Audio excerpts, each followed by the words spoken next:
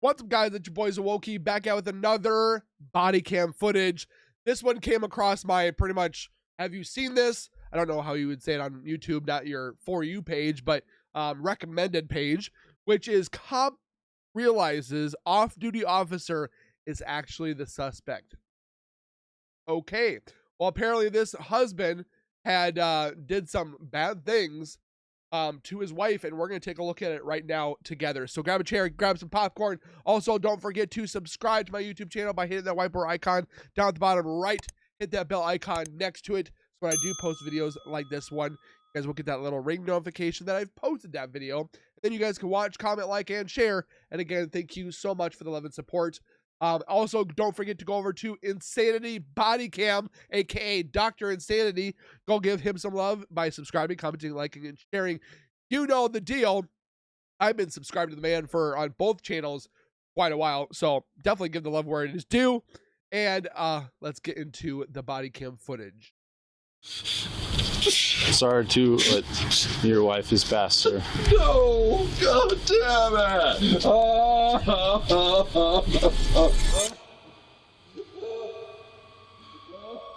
Last part of works include just how is that table. Okay. I can't say what he was going to do. I know what I see. I know what he was going to do.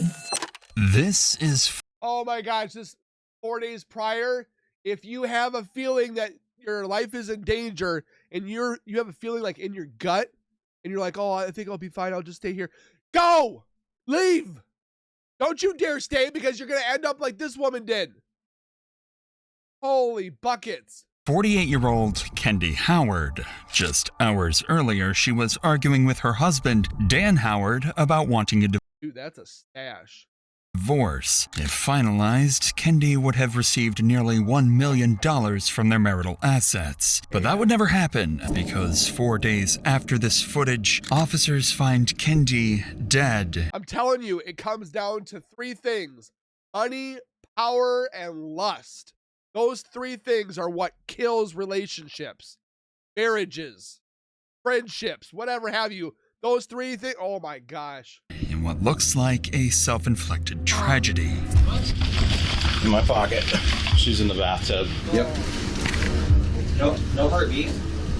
What police don't yet fully realize is that the scene has been meticulously staged by Dan himself. He is a former state trooper who knows exactly how to manipulate a crime scene. And even though officers find troubling clues that are suspicious, That was kind of a scary face. it doesn't matter, because Dan will get away with murder. Yeah, he's upset, but it's not real waterworks or anything. Why does she think you killed her mom? Yeah, you did, didn't you? No, I didn't. I'm just afraid he'll get away with it. Why? Because he is smart. You haven't caught him yet. Was that the daughter? It's the night of Oh, this was obtained by U.S. law enforcement. January 29th, and Kendy had just called the police after a heated argument with Dan over her divorce. After the welfare check that night, officers arranged for Kendy to stay with her parents, hoping it would keep her safe. But just 5 days later, Kendy left her parents' house and returned to the— Holy crap, it's the third, and she died in the second? And wow, I'm watching this 5 years later. Kendy left her parents' house and returned to the home she shared with Dan. That same night at 10:43 p.m., Dan called 911, reporting something that would send— Wow, look at all this acreage that they had. So they definitely had money. police racing back to the house. 911. What's the address? 911. What? What's the matter? Tell me where you're at.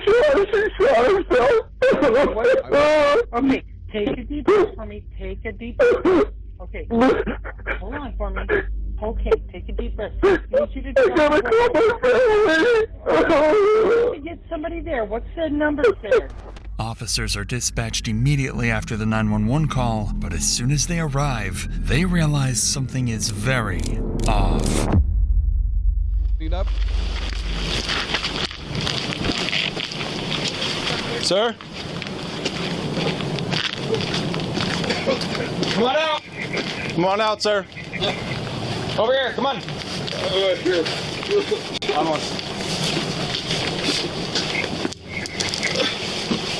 Stay out here, okay? Somebody stay with him. Sir, where is she? Sir, upstairs in the bathroom. Upstairs? She's upstairs in the bathroom? Okay, upstairs in the bathroom. Let's go. Your butt? In my pocket. She's in the bathtub. Send in medical. Got that? Yep. Central 24. She have anything? Send in medical. No heartbeat. Lividity? Not seeing anything. Officers found 48-year-old Kendy Howard dead in the with a gunshot wound to her head. The presumed weapon, a .22 caliber pistol, was recovered from the bottom of the tub, submerged in bloody water. Officers stepped outside to deliver the tragic news to Dan. So the tub was filled? Why would somebody go in there, self-delete that way with what? Hey, Dan. Hey, Dan. Dan? Hey, Dan, I'm Deputy Wheeler. I'm sorry to inform you, but your wife is passed, sir. No! God damn it! Dan, I know this is hard, but when is the last time that you saw your wife alive?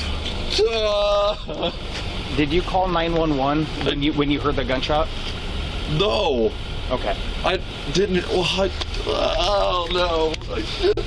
Well, help us out with the time frame, all right? I didn't think it was a gunshot. I was Okay. downstairs, TV going. It sounded like something hit the floor or something. I don't know. When was the last time you saw your wife before she went to go take a bath?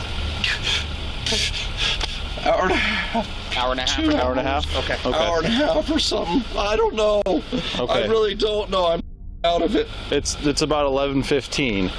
Maybe 9:30. 9:30 or so? I think. Okay. Dan appears heartbroken, crying uncontrollably and barely able to breathe, which explains why when asked about the timeline of events, he struggles to put together a clear account. However, officers find Dan's claim that he mistook the sound of a gunshot for something falling strange. So if something falls, shouldn't you be like, hey, are you okay? You should say, hey, honey, are you okay? I mean, just last night something happened in my house and then something fell. I mean, it sounded similar to a pop. I got up, paused my video, got up and checked on him. Like, why are people so lazy? After all, Dan was a former Idaho State Police trooper with firearms proficiency and tactical training, so it seemed unlikely that he wouldn't recognize the sound of a gunshot. But the most interesting detail officers have overlooked is that Dan actually has a violent criminal history. Oh, does he? In 2013, after discovering Kendy had an affair with a neighbor, he confronted the man at his workplace and threatened to kill him. Stop cheating on each other. He later faced stalking and harassment charges, including tampering with the man's vehicles and firing shots at his house. Dan pleaded guilty, served 4 months in jail, and resigned from the Idaho State Police. This daunting information would be the first sign that Dan's claims may not be as truthful as they initially appeared. And she stayed with it? Wow. Back at the house, police continued examining the scene, and while nothing screams foul play yet, it's when they start speaking with Dan that things shift. From all the things that I've been learning from like all these different like psychologists and criminal analysis and detectives and stuff that I've been watching on all these different shows, I'm like trying to watch it and be like, okay, I see this, I see that, okay, I don't see this, I don't see that, okay, that's a red flag. Like, oh my gosh, it's so much to deal with. His strange mannerisms, unconvincing sobs, and a few careless wordings make officers genuinely suspicious, hinting that his grief may be more of an act than reality. Got a scary stare. Yeah, he's upset, but it's not real waterworks or anything. He's freaking out and like gagging, but This one's interesting because as I can't peg him as a suspect or anything, but you know, us in our line of work, we kind of know what to do and what not to do. But it's funny that, that the gun's in the bathtub. Can we get fingerprints off the weapon? So in this case, GSR on the hands. Well, that was he was asking. He was like, "Well, what are they doing in there?" And he's like, "That's a stupid question. I should know that." Officers noticed Dan making sobbing noises and covering his face, yet no tears were ever visible. To make matters more complicated, the gun Kendy allegedly used was found submerged in the bathtub, making it impossible to confirm through DNA who pulled the trigger. But you can check his hands for your gunshot residue. Soon, officers would find more suspicious details inside the house.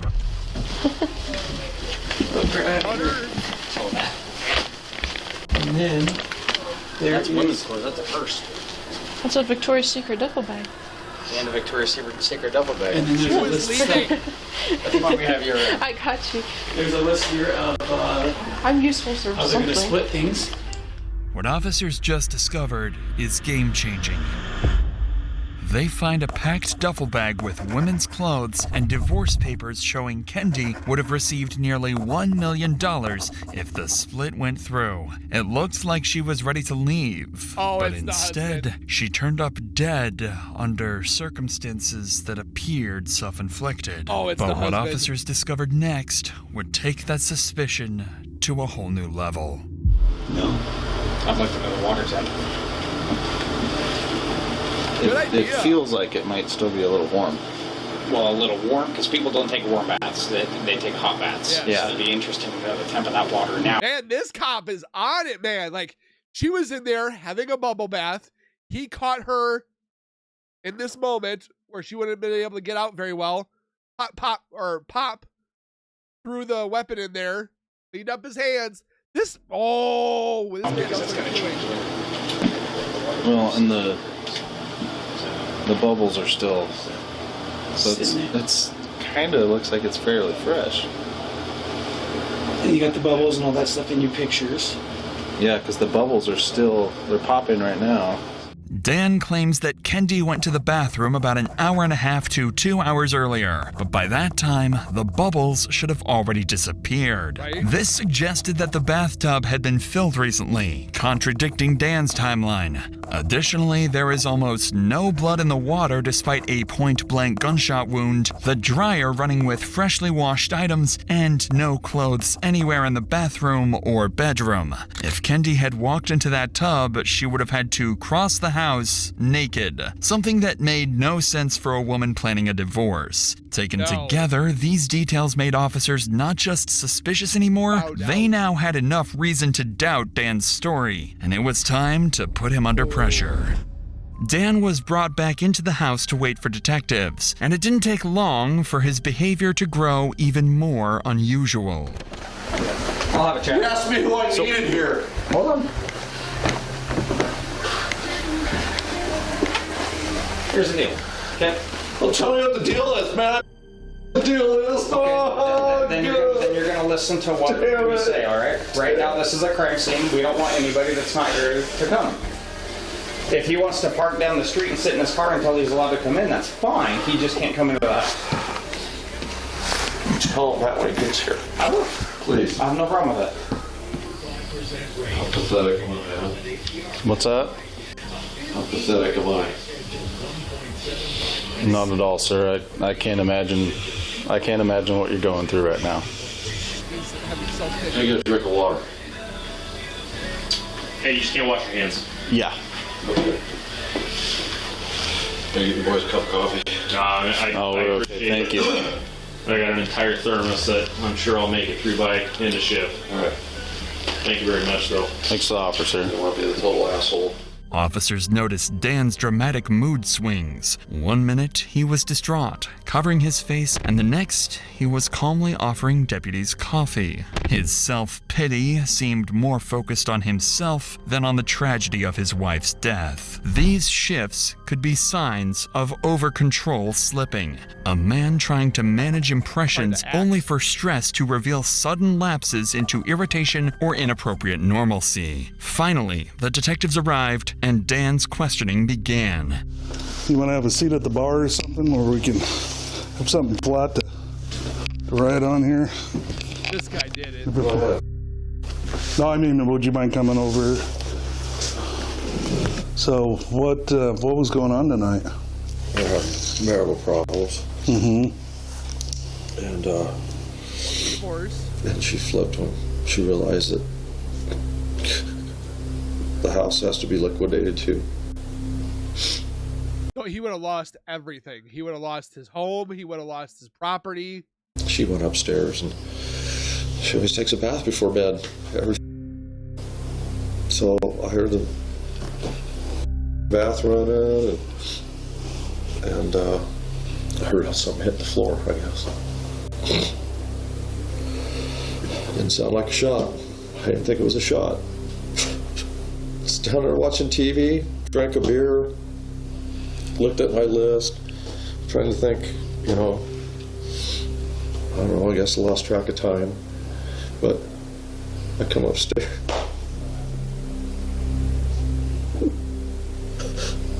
Like, is this divorce has already been decided, or is it? No, it's open for discussion. About her. Yeah. She wants a divorce one day, she doesn't the next. She brought home divorce papers, just preliminary. What does this say?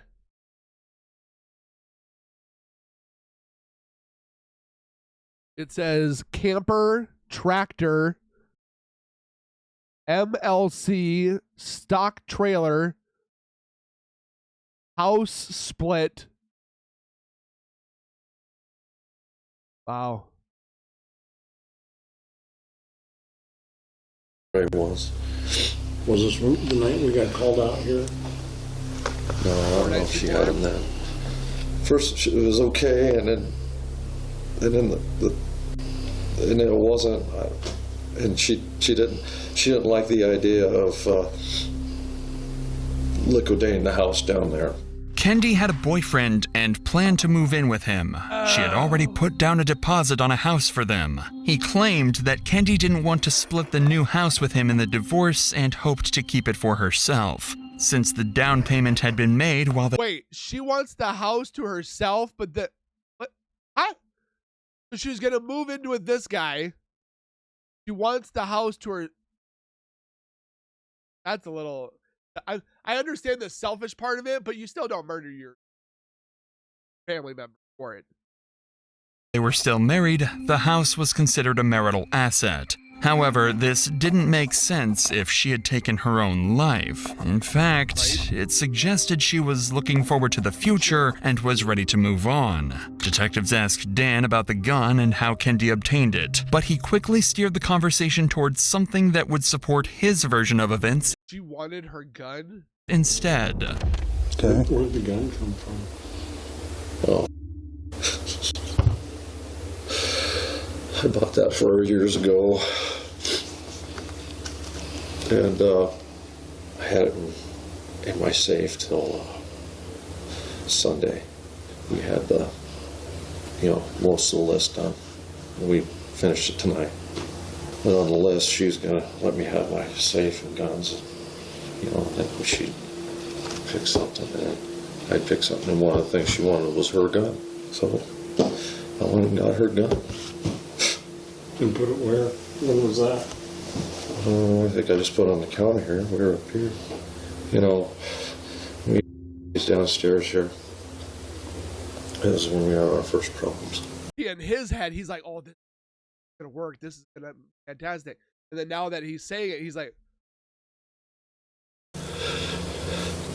And she's upstairs with that gun. You know how you fix this? You don't murder your family or your spouse or your kids or nobody.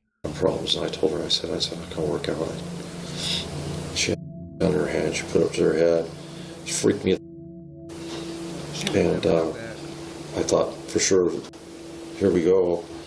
And dropped the gun. Shot through the floor.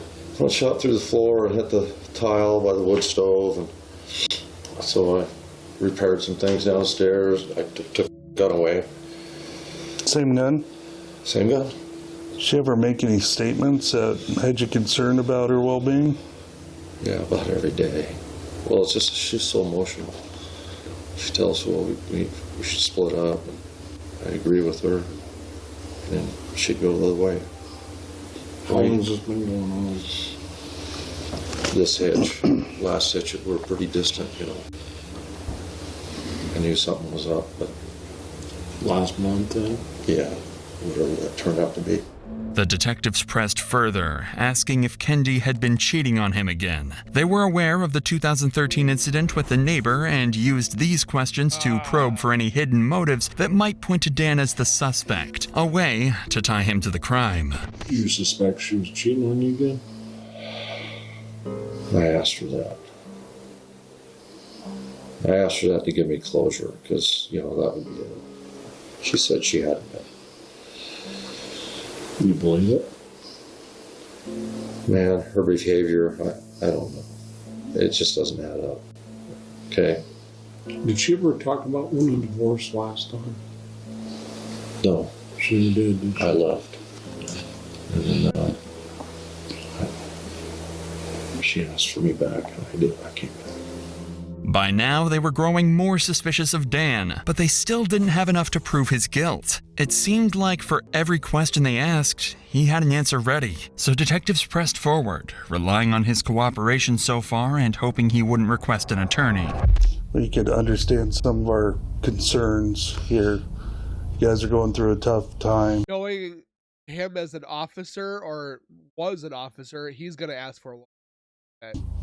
Someone ends up deceased. There's only two possible reasons, you understand? Not accusing of anything, we just got to take a look at everything. I never touched her. Yeah, sit down for me for a second.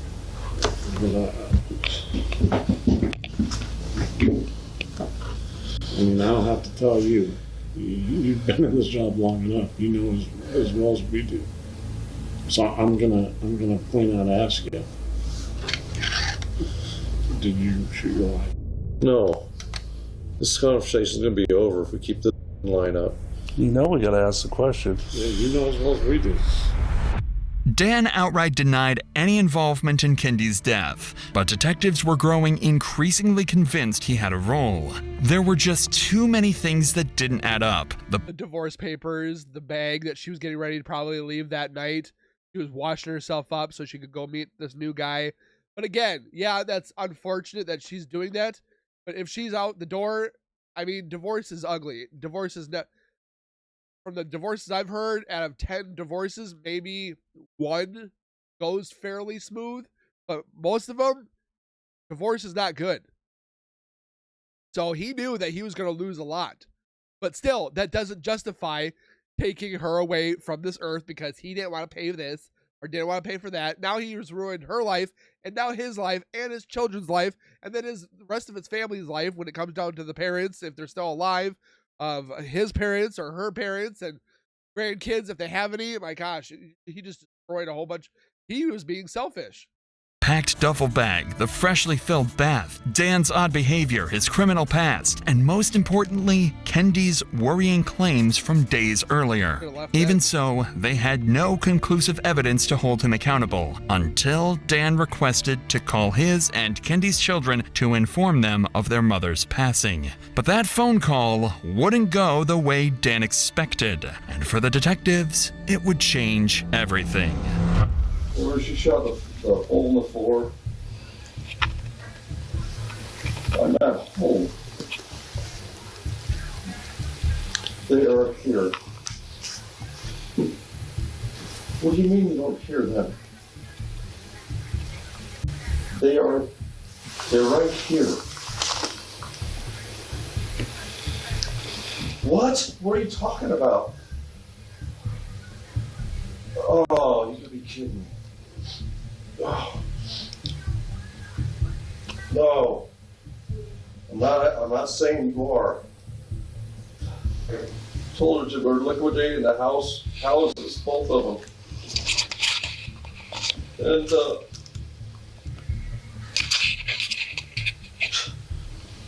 okay.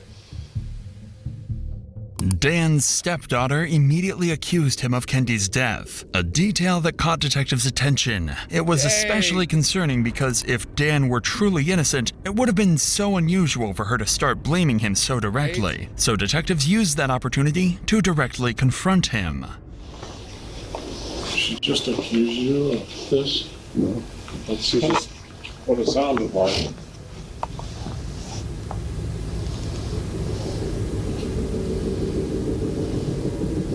Why would she do that, Dan? Why would she think you did this? I don't know if she does. Dan, I was across the room and I could hear her. Oh, I know. She's angry. Why would you think you did this?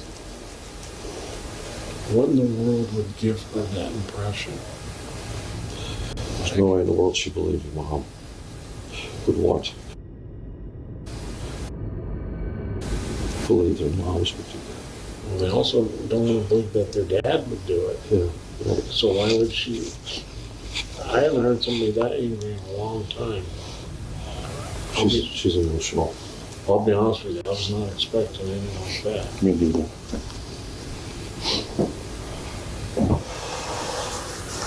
Dan, think you killed your wife? I have no idea.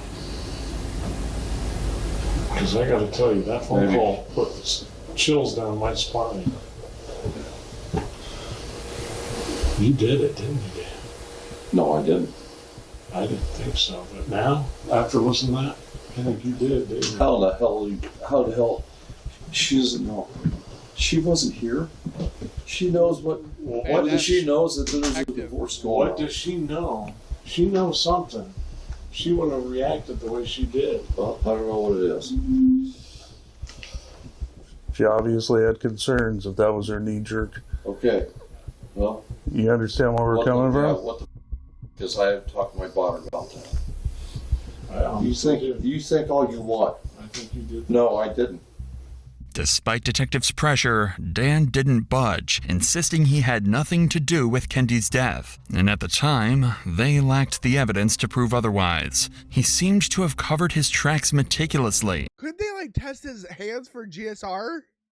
They had that little thing that they put over around and then they... And for now, he remained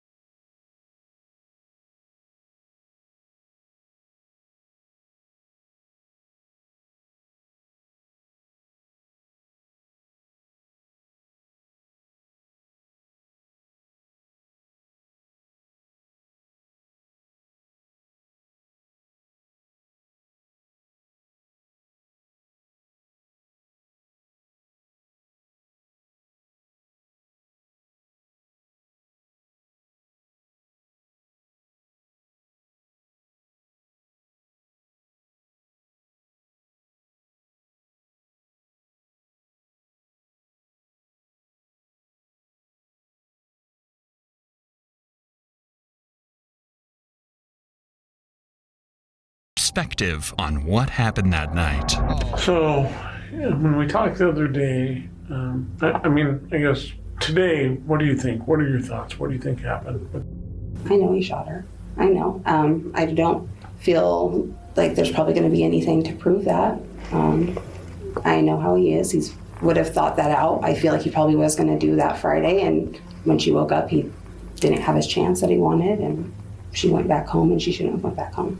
Yeah. Would it be normal? I mean, if she, if we wanted to flip out over this house, to go upstairs, undress, somehow make it from bedroom to the bathroom naked, because there's no clothing in the bathroom. That's not super weird. Right. No. Okay.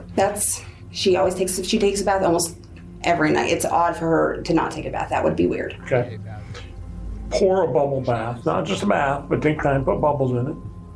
Put her hair up so her hair doesn't get wet. No, that's also normal. Okay. She didn't want her hair wet ever in a bath. And then get in the bathtub and commit. Would she? There's a problem with that, and it's what bugs me the most. I've thought about it several times.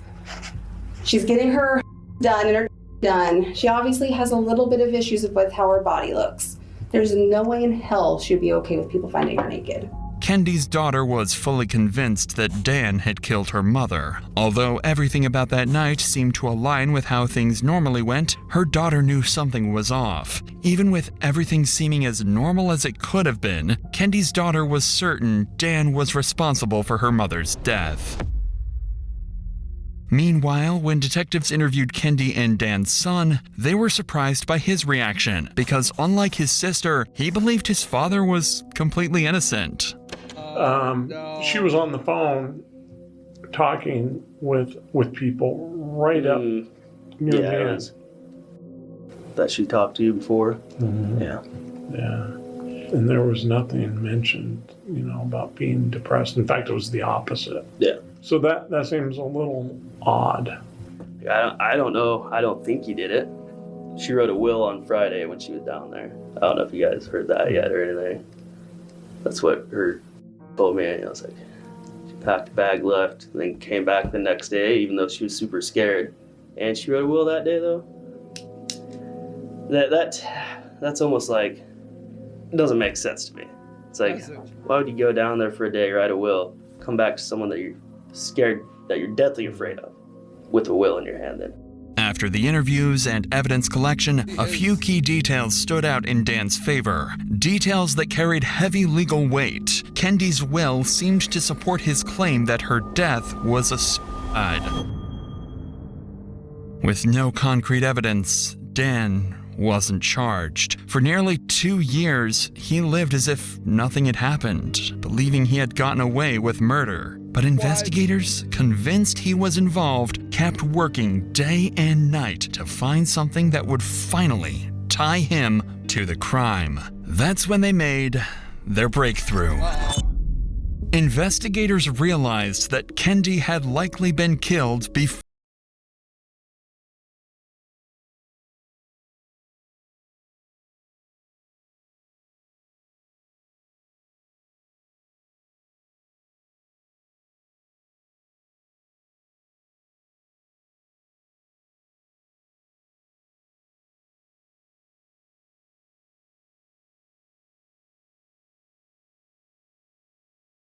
After Dan's 911 call, an apparent attempt to destroy evidence. There was no escaping the evidence.